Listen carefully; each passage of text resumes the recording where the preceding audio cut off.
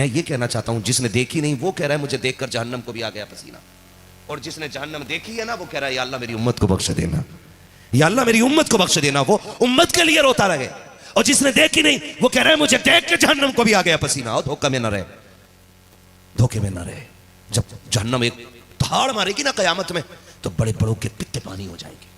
चीख मारेगी जहन्नम, उसकी आवाज से लोगों के पित्ते पानी हो जाएंगे। हाँ, ऊंट की तरह गर्दन ऊंची करेगी जहन्नम और कहेगी कौन कौन है मेरे, मुझे बताया जाए। उनको उठा उठा के जहन्नम अपने अंदर डालेगी। किधर खड़े हम लोग, कहां खड़े? दो लाइनें होंगी, एक जन्नती की और एक आप लोग, एक जन्नतियों की और एक जहन्नमियों की। जन्नती में अल्लाह करे ये कुरान वाले खड़े होंगे, और हम जैसा कोई गुनाहगार जहन्नम वाली लाइन में अगर है, हम निगाह दौड़ाएंगे यार बचें कैसे, बचें कैसे, बचें कैसे। है 151 धारा लग जाती है ना, तब लोग सिफारिशी ढूंढने लग जाते हैं। धारा 151 में कि मुखिया बचाएंगे कि प्रधान बचाएंगे, है ना। प्रधान जी को ले चलो, सेक्रेटरी को ले चलो, इतने तलाश करते हम, जबकि 151 धारा उम्र कैद नहीं होनी है ना जी। तो इतनी छोटी धारा के लिए भी बंदा इतना कांप जाता, फिर वो तो जहन्नम है ना। और उसकी दहशत, बड़े बड़ों की जबानों पे ताले, सबके सब खामोश, कहीं मेरा नंबर न लग जाए, कहीं मेरा नंबर न लग जाए। वहां कितना डर होगा। लाइन लगी है, जन्नती खड़े हैं, जहन्नमी भी खड़े हैं। जहन्नमी देखेगा जन्नती की लाइन में, कुरान वाला दिखेगा, आवाज देके कहेगा हाफिज साहब पहचाना? वो कहेंगे नहीं। कौन भाई? कहा तुम हमारे यहां कुरान नहीं पढ़ने आए थे? कहां आए तो थे। कहा तुम मेरे यहां खाना नहीं खाते थे? खाना तो बड़ी बात है, महबूब अलैहिस्सलाम ने तो यहां तक फरमाया अगर किसी ने किसी को एक गिलास पानी ही पिला दिया होगा। ऐसा होता नहीं? कई बार ऐसा होता, असर बाद अक्सर बच्चों की छुट्टी होती है मदरसों में, हमारे टहलने की छुट्टी, ये बच्चे मदरसे से निकलते हैं घूमने के लिए, और जहाँ पे कुछ जगहों पे कुछ खाने की चीज़ें बिकी होती हैं, है ना, कहीं पकौड़ी बिक रही, समोसे बिक रहे हैं, कुछ नहीं नमकीन बिक रही है। अब सारे बच्चे अमीर तो नहीं होते ना, कितने गरीब भी होते। बाप 200 रुपये जेब में डाल के कहता बेटे इसी में खर्चा चला लेना। कितने बेटे अपने 200 रुपये में खर्चा महीने भर का चलाते हैं। जिनको साबुन और तेल का खर्च सिर्फ मिलता हो, वो दुकानों की चीज़ें तो नहीं खा सकते ना। जब वो जाते हैं असर के बाद और यूं खड़े होते हैं, किसी दुकान को देख रहे होते हैं, वहीं कोई अल्लाह का नेक बंदा आता है, कोई साहिब दिल बंदा वहां से गुजरता है, कुरान वाले को खड़ा देखता है, कहता बेटे क्या बात, कुछ खाने का मन है? बेटा कह के आवाज देता है, कुरान वाले के दिल की कली खिल जाती है। ले जाकर के दुकान पे कहता है जितने हाफिज जी को ये चाहिए उतना दे दो, तुमने पसंद का एक बार इनको खिला दिया, जब कयामत में ये नजर आएंगे अब तुम कहोगे हाफिज जी याद है ना मैंने एक मरतबा तुम्हें दुकान से चीज दिलाई थी, ये कुरान वाले पहचान जाएंगे। हाँ हाँ क्या नाम है तुम्हारा? का मेरा नाम ये है। का मुझे याद आ गया है तुमने एक बार मुझे दुकान से बिस्किट दिलाया था, एक बार पानी की बोतल दिलाई थी, मुझे याद है आज तक तुमने एक मरतबा साबुन दिला दिया था, मुझे याद है तुमने बेटा कह के मुझे पानी पिला दिया था।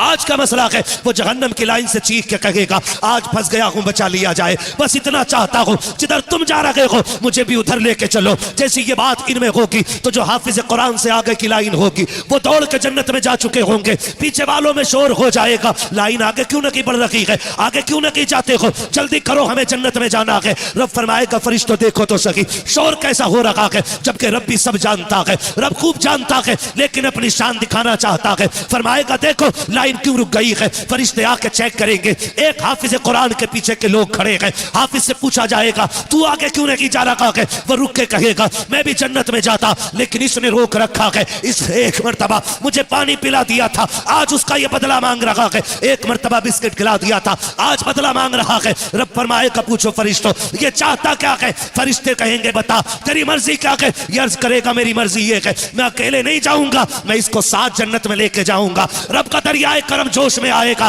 और फरमाएगा फरिश्तों इससे कह दो ये तो एक की बात करता है, पूरी लाइन पे निगाह डाले, ये जिसे जिसे कहता जाएगा इसका रब उसको जन्नत देता जाएगा।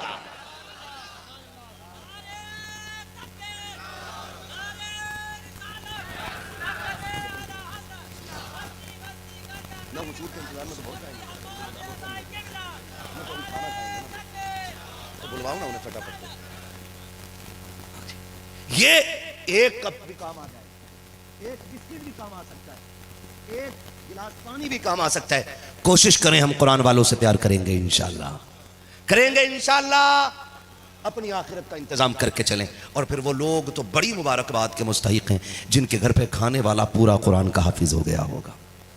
उसने बड़ा दरख्त जन्नत का अपने दरवाजे पे लगा लिया है। बड़ी मुकद्दरों वाले हैं वो लोग। इसलिए मेरी गुजारिश आपसे है, कोशिश कीजिएगा हम खुद भी कुरान पढ़ेंगे और अपने बच्चों को भी पढ़ाएंगे इंशाअल्लाह।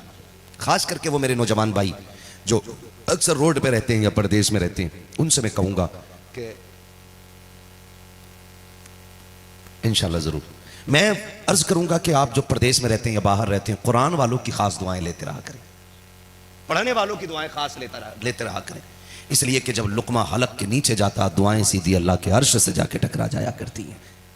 इनकी खिदमत कीजिएगा, इनसे प्यार कीजिएगा, इनसे मोहब्बत कीजिएगा, इनकी दुआएं लीजिएगा। मैं ये बात अक्सर बताता हूँ और आपने भी शायद सुनी होगी। एक जवान ने मुझे फ़ोन किया, ट्रक ड्राइवर है, उसने फ़ोन किया, कहने लगा आज तो रब का बड़ा करम हो गया। मैंने कहा क्या हुआ? उसने कहा कि मैं गाड़ी चला रहा था, मेरी आंख लग गई, तकरीबन 50 मीटर गाड़ी नींद में चला के ले गया। मेरा तजर्बा आप देखें कि गाड़ी देखिए लाइन से नहीं उतरी, रोड से नहीं उतरी, 50 मीटर लगभग मैंने गाड़ी चला दी होगी। मैंने कहा यार ये बता नेकी कौन सी करता है? उसने कहा जी और तो कोई नेकी नहीं, बड़ा गुनाहगार हूँ, लेकिन जब कभी चक्कर लगा के गाड़ी का आता हूँ ना, तो जितने मुझे बचते हैं ना पैसे, उसमें से कुछ हिस्सा निकाल के मैं अपने मदरसे के बच्चों को खिला दिया करता हूँ। मैंने कहा यार फिर छोड़, तजर्बा गया भाड़ में। सच्ची बात तो यह है कि तेरे तजर्बे ने तेरी गाड़ी नहीं, तू सो रहा था, किसी की दुआओं ने तेरी गाड़ी संभाल रखी थी। ऐसी दुआएं अपने साथ रखा करें कि जिन दुआओं को सिर्फ अल्लाह जानता हो, सिर्फ अल्लाह जानता हो। लोग तमाशे करते हैं देते समय, बड़े तमाशे करते हैं देते वक्त, जी मैंने ये दे दिया। कुछ काम वो कर जाओ जिसे तुम जानते हो और तुम्हारा खुदा जानता हो। ऐसे भी काम कर लिया करो, करेंगे इंशाअल्लाह, वादा करते हैं इंशाअल्लाह। हाफिज साहब की फरमाइश है कि हुजूर का शजरा पढ़ दिया जाए। आपकी क्या राय? इतने अच्छे लोगों, मैं शजरा जरूर पढ़ दूं, वो तो हाफिज जी की फरमाइश। हाँ, असली दूल्हा यही है, असली दूल्हा यही लोग हैं। हम लोग तो इनकी बरकत में आए हुए हैं। ये हाफिज बने तो इनके घर वालों ने या आप लोगों ने ये महफिल सजाई और हमें बुलाया है, इनके सदक़े में हम लोग यहां बैठे हुए हैं। तो असल दूल्हा तो यही हुए ना, है ना। और पूरी महफिल की और मेहनत की जो जिम्मेदारी उठाई है वो हमारे जावेद भाई, शायद नहीं, जावेद भाई जो उस्ताद हैं, रातों को जाग जाग के पढ़ाया बच्चों को। मैं ये कहता हूं देखो खतीब का नाम बड़ा डालते हो इसलिए कि लोगों को दूर से दिख जाए, तो जब इश्तिहार छपा करे तो उस्ताद का नाम भी उतना ही बड़ा होना चाहिए ताकि पता चले जिसने सबसे ज्यादा मेहनत की है वो ये है। ये जरूर किया करें। और तुम ये हार सबके गले में डालोगे, पीर साहब के गले में, हमारे गले में, ठीक है ना। इस सबसे बड़ी बात ये थी कि ये हार सबसे पहले उस्ताद के गले में पड़ने चाहिए थे, है ना। डाला ना, माशाल्लाह अच्छे लोग हैं। इनको दूल्हा बना के रखा करो कि आज तुम्हारी मेहनतें रंग लाई हैं। अल्लाह सलामत रखे इस पूरी जमात को, हमारे उलमा को, और रातों रात जाग के कुरान पढ़ाने वाली इस मुबारक जमात को अल्लाह खूब बरकत अता फरमाए। ठीक है ना। मैं हुजूर का शजरा पढ़ूं, लेकिन उसके लिए आपसे एक गुजारिश है कि आप मेरे हाथ का ख्याल रखें। जैसे ही मेरा हाथ उठे ना सुबहान अल्लाह के लिए, आपको कंजूसी नहीं करनी है, खुल के बोलना है सुबहान अल्लाह। इतनी जोर से बोलोगे सुबहान अल्लाह। नहीं, सुबहान अल्लाह कहने वाले लोग तशरीफ तो नहीं ले गए यहां से, है आप? बोले जरा सारे लोग सुबहान अल्लाह। मैंने पूरी तकरीर में सुबहान अल्लाह नहीं कहलवाया, क्यों? क्योंकि मुझे आप तक बात पहुंचानी थी। अब सुबहान अल्लाह इसलिए कहलवा रहा हूं कि मुझे सुबहान अल्लाह की आड़ में थोड़ा फायदा उठाना है। क्या आप सुबहान अल्लाह कहोगे ना तो मैं उसकी आड़ में चुपके से सांस ले लूंगा। छोटी छोटी सांस तो मैं लेता रहूंगा, लेकिन जब मुझे लगेगा मैं थक रहा हूं तब आपको इशारा करूंगा सुबहान अल्लाह के लिए। आप सच्चाई के साथ सुबहान अल्लाह कह दीजिएगा, डंडी ना मारिएगा। बोलेंगे ना सुबहान अल्लाह? डंडी तो नहीं मारेंगे, बोलो जरा सुबहान अल्लाह। ऐसा ना हो कहीं है ना मौलवी ने अब गियर डाल दिया, अब रुकेगा थोड़ा ही। अब कोई जरूरत भी ना सुबहान अल्लाह कहने की, अब तो पूरे करके तो याद रखो शजरा पढ़ रहा हूं, नमाज जनाजा नहीं कि तकबीरें पूरी करके ही हटेंगे हम। अगर आप साथ छोड़ दोगे तो मैं आपका साथ छोड़ दूंगा, वहीं माइक रख के बैठ जाऊंगा। ठीक है ना, साथ तो नहीं छोड़ेंगे ना। मैंने अपनी बात साफ बता दी है, धोखा नहीं दे रहा हूं। सुभान अल्लाह इसलिए कहलवा रहा हूं ताकि आपकी सुभान अल्लाह की आड़ में लंबी सी सांस ले लूं। ठीक है ना। अब बोले जरा सुभान अल्लाह। और एक खुशखबरी बता दूं, हुजूर साहिब सज्जादा की आमद हो चुकी है बस्ती में। थोड़ी देर में मिंबर शरीफ पर आने वाले हैं। हाँ, कोई देर जा रही है, आला हजरत का शहजादा आने वाला है। वो याद रखो, हजरत आ जाए ना, जो मुरीद ना हो किसी का, मुरीद हो जाना। या कोई ऐसे ही किसी लचेड़ी पचेड़ी का मुरीद होना, तो वो उसकी तोड़ देना। तोड़ नहीं क्या, उसकी तो बहती नहीं, वो तो खुद टूटा हुआ। चक्कर में ना पड़ो, पीर अच्छा मिल जाए धड़ल्ले से। बरेली शरीफ की एक खासियत ये भी है कि जो बरेली वालों का मुरीद हो जाता है ना, वो गरीब होके तो मर सकता है, मोहताज होके तो मर सकता है, लेकिन बदअकीदा होके नहीं मर सकता है। यह आज भी आला हज़रत की करामत है। हाँ, 100% बात मैंने की है। मैंने बड़े बड़े सिलसिले वाले बहकते देख लिए, लेकिन आज तक मैंने किसी रज़वी को बहकते हुए नहीं देखा है। इसलिए कि जो सिलसिले रज़विया में आ जाता है, उस पे आला हज़रत का करम होने लग जाता है ना। बड़े नारे लगाए, मेरे भाई ने नारा लगाया, अल्लाह इसके माँ बाप को सलामत रखे, इनकी नस्लों में अल्लाह बरकत अता फरमाए। और भाइयों ने भी नारे लगाए होंगे। एक नारा मैं भी लगा लूँ ताकि पता लगे कि नारा जवाब कितना अच्छा आप देते हैं। दे दूँ एक नारा मैं भी लगा लूँ। नारे तकबीर, नारे तकबीर।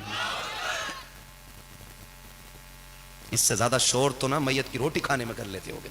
तो जी प्लेट मुझे दे दो, इसमें नारा लगना चाहिए। नारे तकबीर, नारे रिसालत, इश्क मोहब्बत, इश्क मोहब्बत, इश्क मोहब्बत, इश्क मोहब्बत, बस्ती बस्ती करिया करिया, बस्ती बस्ती करिया करिया। हुजूर साहिबे सज्जादा, हुजूर मुफ्ती हसन रजा खां साहिब क़िबला, हुजूर बदरुल शरिया। क्या बात है, सलामत रहे। बच्चों ने आवाज नहीं निकाली है। बेटो इतनी जोर से आवाज निकालो कि गला बैठ जाए। क्यों?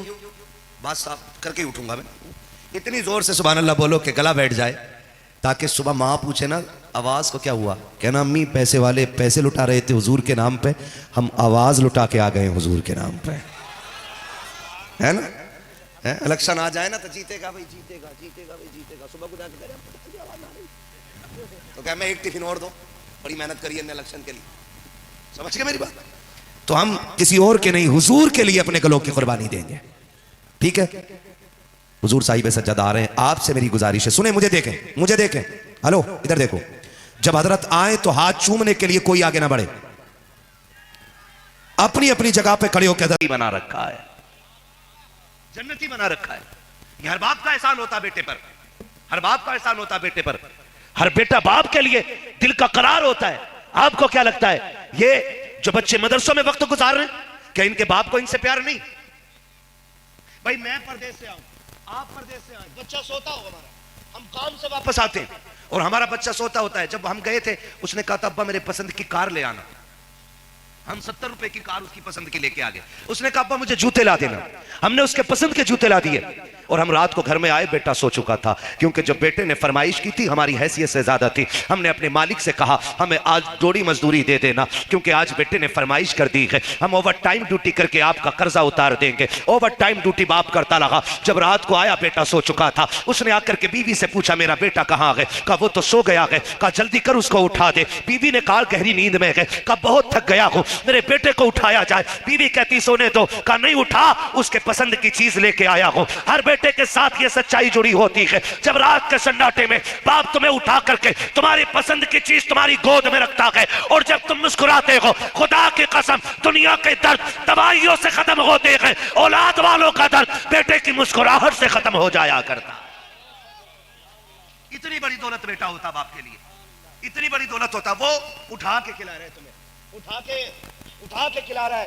कह रहा बेटे ले तेरी पसंद की चीज लेके आया हो। क्या इनको बाप का प्यार ना मिला होगा? क्या ये बाप के प्यारे नहीं होंगे? हैं, इनसे भी बाप प्यार करता है, ये बाप से प्यार करते हैं। लेकिन सच्ची बात बताऊं, आप तो बहुत अच्छे लोग हैं, अपने दस्तरखान पे कुरान वालों को खाना खिलाते हो, जैसा खुद खाते हो उससे बेहतर इन्हें खिलाते होगे, जैसे खुद रहते हो अपने से बेहतर इन्हें रखते होगे। लेकिन कितने इदारे ऐसे भी होते हैं जहां पे खाना मदरसों में बनता है और खाने की कंडीशन ये होती है कि जैसी वुसअत होती है, जैसी इनकम होती है वैसे कुरान वालों को खाने खिलाए जाते हैं। वहां की कंडीशन आप देखें, खुदा की कसम, कभी नमक ज्यादा होता है, कभी मिर्च नमक का पता नहीं होता है, लेकिन अल्लाह ने उस बेमजा खाने में बड़ी बरकतें रखी हुई है। लेकिन जानते हो बड़ी कुर्बानियां लगती हैं हाफिज बनने के लिए। एक आयत को एक बार पढ़ने से याद नहीं हो पाती है, एक आयत को 1000 बार दोहराया जाता है तब वो हाफिज के सीने में उतरा करती है। कितनी मेहनत लगती है जब ये कुरान पढ़ने वाले लोग मदरसों में आकर के जिंदगी गुजारते हैं। कभी मदरसों के भी चक्कर लगा लिया करो। हमारे बच्चे घर पे रहने वाले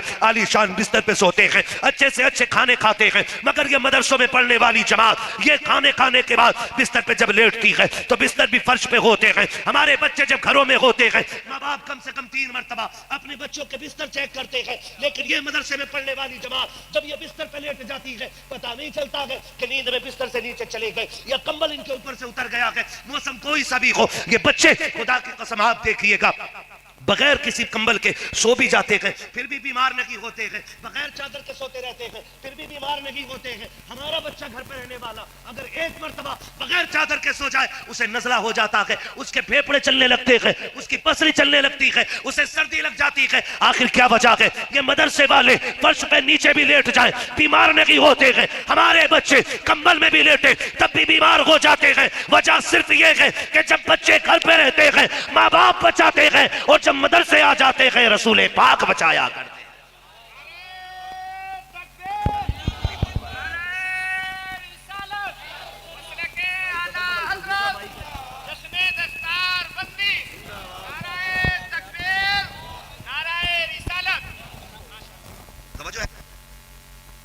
बोलो जरा सुभान अल्लाह। हाँ, तो ये कुरान वालों पे मेरे हुजूर का खास करम है, खास करम है। वो बड़ी कुर्बानियां लगी होती हैं।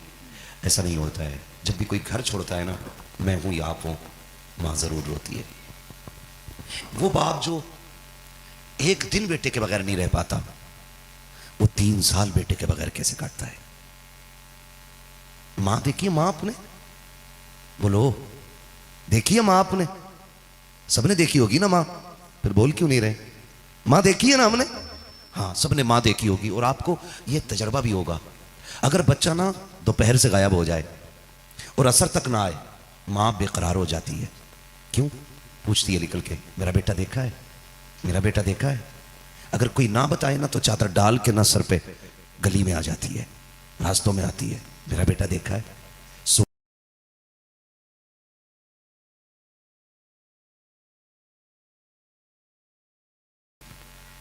बड़ी कुर्बानियां माओं की लगी होती हैं, बड़ी कुर्बानियां बहनों की लगी होती हैं, बड़ी कुर्बानियां होती है, तब जाकर के कुरान सीने में उतरा करता है, तब जाकर के। आज मदरसे हमारे दरवाजों पे तो हमें कदर नहीं है, आज पढ़ाने वाले हमारे दरवाजे पे इसलिए हमें कदर नहीं है।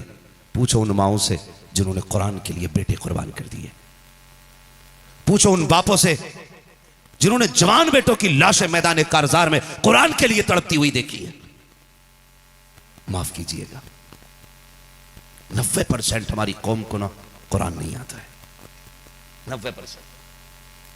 इसका एहसास आपको होगा, कभी शब बारात देखिए या शब कद्र देखिएगा, पूरी रात हम कब्रिस्तान सजाने में निकाल देते और 2 आयतें बेटे को याद नहीं होती हैं, 2 आयतें बेटे को याद नहीं होती है। मरना है हम सबको, बोलो मरना है कि नहीं? बोले मरना है कि नहीं? और हम सब चाहते हैं मरें तो कब्र में हमें राहत मैसर हो जाए, यही चाहते हैं ना हम लोग। एक काम मैं बताऊं, कोशिश करें कि हर बाप कम से कम एक बेटे को हाफिज कुरान जरूर बना ले। कितनों को? कम से कम एक हो। इसलिए कि लोग ना आज अलग मैयार रखते हैं। किसकी 3 मंजिल कोठी है ना तो कह रहे हैं भाई ये कामयाब है, 3 मंजिल बना गया। किसी ने 2-4 प्लॉट खरीद लिए ना, कह रहे बड़ा कामयाब आदमी है, 4 प्लॉट खरीद के मरा है। कोई अपने बच्चों के लिए अच्छा बिजनेस छोड़ गया ना, कहते हैं बड़ा कामयाब है भाई, बच्चों के लिए बिजनेस छोड़ के गया तगड़ा वाला। सुने, कामयाब वो नहीं है जिसने प्लॉट छोड़े, कामयाब वो भी नहीं है जिसने बड़ी इमारतें छोड़ी हैं, कामयाब वो है जिसने अपने पीछे कुरान पढ़ने वाला एक बेटा छोड़ दिया है। ये सबसे ज्यादा कामयाब आदमी है जिसने अपने पीछे कुरान पढ़ने वाला छोड़ दिया है। मौत आनी है ना, आनी है। अगर ये धोखे में हो कि तीजे वाले बख्शवा लेंगे, ये चने पढ़ने वाले बख्शिश करा लेंगे जी, जो कोई लाइव सुन रहा है उसने मेरे भाई ने भेजे, अल्लाह उनको जज़ाए खैर और बरकत अता फरमाए। तवज्जो है ना सारे लोगों की। हम ये भरोसा करके बैठे, और हमारे तीजे के चनों का हाल जानते हो? चने होते हैं इधर कितने? 35 किलो, 30 किलो, 35 किलो है ना? हाँ, अरे बहुत अच्छे लोग हो आप, बहुत कम में काम चला ले रहे हो, वरना कई कई जगह पे 90 किलो क्विंटल भर चना आ रहा, क्योंकि वहां मकसद तो ये है ना, आधा आधा किलो। ये भी अच्छा है कि उतने ही नहीं मिलते जितने पढ़े, ना तो ऐसा लौटते ऐसे। चने पढ़ने वालों को देखो आप, हाथ में चने और कह रहे गेहूं उड़ गए और चने बराबर गिर रहे ना ना वैसे कह रहे गेहूं उड़ गए तुम्हारे, वो कब्र में लेटा हुआ सोच रहा होगा किस कौम पे भरोसे करके चने फिरवाई है। और कुछ जगहों पे ऐसा जहां पारे पड़े जाते हैं तो 2 मुट्ठी, और चने वालों को 1 मुट्ठी, डबल हिस्सा पारे वालों का। तो जिन्हें नहीं आता ना तो 2 मुट्ठी डबल हिस्से के चक्कर में पारा लेके वो भी बैठ जाते, और कभी बैठ जाओ ना पढ़ने वालों के बगल में, ऐसा लगता है कि या तो इसे उठा के फेंक दे या खुद ऊपर से कूद जा जाके, ऐसा घुमा घुमा के पढ़ रहा है, पता ही नहीं चलता पढ़ क्या रहा। हाफिज की समझ में इसकी पढ़ाई नहीं आती। ये हमारे रवैये, और हम कह रहे हैं जी अल्लाह ने 4 बेटे दे दिए। पहली बार ऐसा देख रहा हूं कि लाइव देखने वाले लोग इनाम दे रहे हैं। जो जहां मेरा भाई परदेश में, अल्लाह उसकी हिफाजत फरमाए और बरकत अता फरमाए। हाँ जी, खैरियत है आप लोग ना? हमने बच्चों को कुरान दिया ही नहीं, हमने यही सोचा क्या जरूरत है जी, जो सबका हश्र वो हमारा हश्र है। धोखे में ना रहे, ये दुनिया बड़ी बेवफा है। आप जाके देख लो, पूरे गांव में एक ही जनाजे की मसहरी होती है कि नहीं? यहां भी एक ही होगी, एक मोहल्ले में कितनी मस्जिदें यहां? मसहरी कितनी है? 2 है ना? एक ही होगी, चलो 2 हो गई होंगी। मगर मुझे एक बात बताइए, हम इतने बड़े बेवफा हैं, यह भी तो हो सकता है कि हर घर की अलग चारपाई हो अपनी, कर सकते थे कि नहीं? लेकिन नहीं, एक ही मसहरी पे पूरा गांव ढोना है, एक ही मसहरी पे पूरा गांव। और हर बेटा अपने बाप के लिए अलग कलमे वाली चादर ला सकता था कि नहीं? पूरे गांव के लिए एक ही मस्जिद की यासीन वाली चादर चल रही है। 40वें में रोटी तो ना खाते हैं,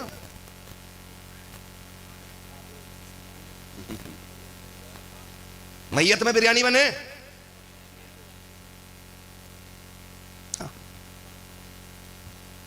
बस बहुत गौर से मुझे सुन लो आप, अगर बात समझ में आ जाए तो अमल कर लेना, ना आए तो मेरी वापस कर देना। मैं बयान मसला के आला हजरत ही कर रहा हूं, सुन रहे मेरी बात? ये दुनिया बड़ी बेवफा है। डीजे उजे जब बजावे हैं ना नौजवान, मुझे तो कभी कभी हैरत होती है। मुसलमानों की बारातें देखो तो शर्म आती है, जितने हुड़दंग मुसलमानों की बारातों में अब हो रहे हैं, जितने तमाशे हो रहे हैं। ओके, डीजे क्यों बजा रहे आप? कह रहे मेरे दोस्त ने बजवा दिया। और अगर इमाम साहब लड़के अब्बा से कहे ना, लड़के के यार तुम तो हाजी जी थे, रोक देते बेटे को, तो कह रहे माने ही कब है, ऐसे खींच के कह रहे माने ही कब है। क्यों नहीं मानेंगे अब्बा, तू है कि ये? लेकिन अब्बा खुद नहीं बताता, क्योंकि अंदर अम्मा ने चाबी भर दी है कि अगर ढोल ना बजा तो बारात बारात नहीं, मैयत लगेगी। इसलिए अब्बा भी इधर से उधर को निकल जाता है, और जवान कहता मेरे दोस्त ने बजवा दिया। मैं गारंटी के साथ कहता हूं, तेरे साथ चलने वाले, तुझे दोस्त कहने वाले, तेरे साथ खाना खाने वाले, तेरे हाथ के छीन के लुकमे खाने वाले, तुझे अपने मुंह के लुकमे खिलाने वाले, बड़े से बड़े दावा करने वाले, अगर तेरे दरवाजे पे तेरी शादी में म्यूजिक बजाने की बात करें, ढोल तमाशों की बात करें, एक बार हाथ पकड़ के इतना पूछ लेना, यार बता मेरे साथ कब्र में चलेगा कि नहीं? अगर वो हाँ कह दे तो कह देना फिर तेरी मर्जी है, जो चाहे कर। अगर वो ना कह दे तो फिर कह देना सुन, अगर तू कब्र में मेरी नहीं आएगा तो फिर वो काम ना कर जिसका हिसाब मुझे देना है। मेरी कब्र में मदीने वाला आएगा और मैं वो करूंगा जिससे मुस्तफा को खुशी मिलेगी, ताकि मैं कब्र में जाऊं और आका मुझे देखे, मैं उन्हें देख के मुस्कुराऊं, वो मुझे देख के मुस्कुराने। करेंगे कभी ऐसा? कह रहा नहीं नहीं मेरा दोस्त है, बड़ा पक्का दोस्त है, बड़ा पक्का दोस्त है। हमने पूरी जमात ने उलमा की मैयतें देखी हुई हैं। क्या देखी हुई है? मैयतें। सगा दोस्त होता बड़ा करीबी, जिसके हम गले लगते रहे, जिससे हम सीने से लगते रहे, जिसके कंधे पे चढ़ते रहे, जिसके ऊपर बैठते रहे, और जैसे ही वो मरा ना, फिर दोस्त भी हाथ नहीं लगाते। फिर जब कपड़े उतारने की बारी आती है, नहीं भाई हम नहीं छुएंगे। क्यों? तुम तो कहते थे हम दांत कटी रोटी खाते, तुम तो कहते थे हम साथ रहते, तुम तो कहते थे बड़ी मोहब्बत है हमें, अब कोई हाथ भी लगाने तैयार नहीं, फिर कोई नहीं छूता है। क्यों धोखे में आ गए किसी के? क्यों इनके कहने में आ गए? क्यों इनके चक्कर में रब रसूल को नाराज कर लिया हमने? माफ कीजिएगा जवानों, बदलो अपने आप को और ऐसी जिंदगी गुजार के जाओ, ऐसी जिंदगी गुजार के जाओ कि हुजूर को तुम्हें और मुझे उम्मती कहते हुए फख्र होना चाहिए। ऐसी कोशिश कीजिएगा और इंशाअल्लाह ये कोई मुश्किल काम नहीं है। हम हुजूर के लिए कुछ ऐसा काम कर जाएं जो हुजूर की बारगाह में मोहब्बत के साथ पेश करने की जरूरत रख सकते हो। हमने अपने बेटों को कुरान दिया ही नहीं, कभी नहीं दिया, पढ़ाया ही नहीं। अब जब अब्बा मर जाता तो कह रहे हाफिज जी यार जरा चलिए अब्बा की कब्र पे कुरान पढ़ दो। तो सच बताओ, मेरे बाप का दर्द जितना मुझे होगा उतना आपको होगा? नहीं होगा। जितना आपके बाप का दर्द आपको होगा मुझे होगा नहीं। तो मैं तो ये चाहता हूं अपने बेटे को कुरान वाला बनाओ, ताकि तुम कब्र में लेटे हो, बेटा कब्र के ऊपर बैठ के तुम्हें कुरान की तिलावत सुना रहा हो। अपने बेटों को कुरान पढ़ाइए। बड़े नाकाम है वो लोग जिनके पीछे कुरान पढ़ने वाले नहीं। कब्रिस्तान जाते हैं हम लोग, कब? जुमे के दिन, अल्लाह सलामत रखे। कब जाते हैं हम? जुमे के दिन। सिर्फ जुमे को जाते हैं हम, और जाना चाहिए। महबूब अलैहिस्सलाम ने फरमाया जो अपने माँ बाप या दोनों की कब्र को जुमे के दिन जियारत करने जाता है, देखता है, अल्लाह उस बेटे को अगर वो जहन्नमी होता है तो जन्नती बना दिया करता है। मैं यही तो कहता हूं कि मरने के बाद शौक से कब्र देखने जाओगे, जिंदगी में उनका चेहरा उससे कहीं ज्यादा प्यार से देखा करो। जिसकी कब्र देखने में अल्लाह ने इतना सवाब रखा है, उसका चेहरा देखने में अल्लाह ने कितना सवाब रखा होगा। उनका चेहरा देख, कभी बैठ जाया करो और यूं तकते रहा करो जैसे ईद के दिन लोग चांद देखा करते हैं। ऐसे देखा करो जैसे लोग चांद देखते हैं ईद का, उन्हें देख के मुस्कुराया करो। वो कहा करें क्या देख रहा है, कि महबूब ने फरमाया है कि जो जितनी बार मोहब्बत से माँ बाप का चेहरा देखता है, अल्लाह उसे उतने ही हज मकबूल का सवाब अता फरमाया करता है। उनके सामने बैठा करो। तो मैं क्या अर्ज कर रहा था, कहाँ खोले हैं केसु यार ने, खुशबू कहाँ तक है, बात कहाँ से चलते चलते कहाँ पहुंच गई। मैं अर्ज कर रहा था अपने एक बेटे को कम से कम कुरान वाला बना लेना। ये बच्चा हाफिज कुरान बना है, ठीक है जी, आज हाफिज कुरान बना है। ये जब जब जहां जहां कुरान पढ़ेगा, इसके पढ़ने का सवाब जितना इस बच्चे को मिलेगा उतना इसके माँ बाप को मिलेगा। और फिर ये जितने बच्चों को पढ़ाएगा बच्चा, फिर जितना सवाब उनको मिलेगा उतना ही सवाब सबके बदले एक बराबर का इनके मां बाप को मिलेगा। इससे बड़ी नेकी क्या होगी? हम तो जुमे कब्र को जाते हैं। अगर बेटा कुरान वाला बन जाए, ज़ोहर नमाज पढ़ा रहा है तो सवाब बाप की कब्र में जा रहा है, असर पढ़ा रहा है तो सवाब बाप की कब्र में जा रहा है, मगरिब पढ़ा रहा है तो सवाब माँ बाप की कब्र में जा रहा है, ईशा पढ़ा रहा है तो सवाब माँ बाप की कब्र में जा रहा है, फजर में उठ के तस्बीह पढ़ रहा है तो सवाब माँ की कब्र में जा रहा है, किसी महफिल में बेटा बैठा है तो सवाब माँ बाप को भी मिल रहा है, किसी मजलिस में बैठ करके तिलावत कुरान कर रहा है तो सवाब माँ बाप को मिल रहा है। जब तक ये जमीन पर रब के कुरान की तिलावत करता रहेगा, सवाब माँ बाप को बराबर मिलता रहेगा। जाओ जाके कब्रें देखो, अगर तुम्हें ये गुमान है कि बेटे 40वें करा लेंगे, ये दुनिया बड़ी बेवफा है, ये 40वें से ज्यादा याद नहीं रखती है, 40वें से ज्यादा अपने मुर्दों का ख्याल नहीं करती है। जाओ कब्रिस्तान जाकर के देखो, कितनी कब्रों में हड्डियां नजर आती है, कितनों में कफन नजर आते हैं, कितनों में धागे नजर आते हैं। क्या उनके वारिस नहीं है? क्या उनके औलादे नहीं थी? उनकी भी औलादे थी, लेकिन दुनिया ने ऐसा जकल लिया है कि उन्हें कब्रों पे जाने का मौका नहीं मिल रहा है। खुदा के वास्ते अपने बेटों को इतना दीन दे दो, इतना कुरान दे दो, अगर ये कब्रों पे भी ना जा सके तो ये जहां भी रखे वहां से तुम्हारी कब्रों में खुदा की रहमतों की बरसात आती रहे। पढ़ाएंगे इंशाल्लाह, पढ़ाएंगे इंशाल्लाह। बच्चों को पढ़ाइए, हाफिज कुरान बनाइए, ताकि आपकी आखिरत का इंतजाम हो जाए। ये तो वो जिन्होंने बच्चों को पढ़ाया। मैं बस उनके हवाले से 2 बातें और कह दूं। जो बच्चों को खाना खिलाते हैं, पानी पिलाते हैं, खिदमत करते हैं, क़यामत का दिन होगा, पूछें उलमा से, 2 लाइनें लगेंगी लास्ट में। आखिर में कितनी लाइनें रह जाएंगी? 2। एक लाइन होगी जन्नतियों की और दूसरी लाइन जहन्नमियों की। ये 2 लाइनें जारी होंगी। अल्लाह करे हम सबको जगह जन्नत की लाइन में मिल जाए। बोलो आमीन। आज थोड़ा सा ना हमारा दिमाग यूं भी खराब है, मुझे देखकर जहन्नम को भी आ गया पसीना। रिश्वत भी ले रहा तो कह रहा ये शेर मेरे ही ऊपर है। शराबी भी सोच रहा मुझे देख के जहन्नम को पसीना आएगा। ज्वारी भी सोच रहा है मुझे देख के जहन्नम को पसीना आएगा। लिमिट में रहे, भट्टी नहीं जहन्नम है। पुलसिरात से गुजरना है। महबूब अलैहिस्सलाम तशरीफ़ लाए, मेराज से वापस आए। हुजूर ने जन्नत भी देखी, दोज़ख भी देखी। बड़े रोते थे मेरे हुजूर उम्मत के लिए, बड़े रोते थे।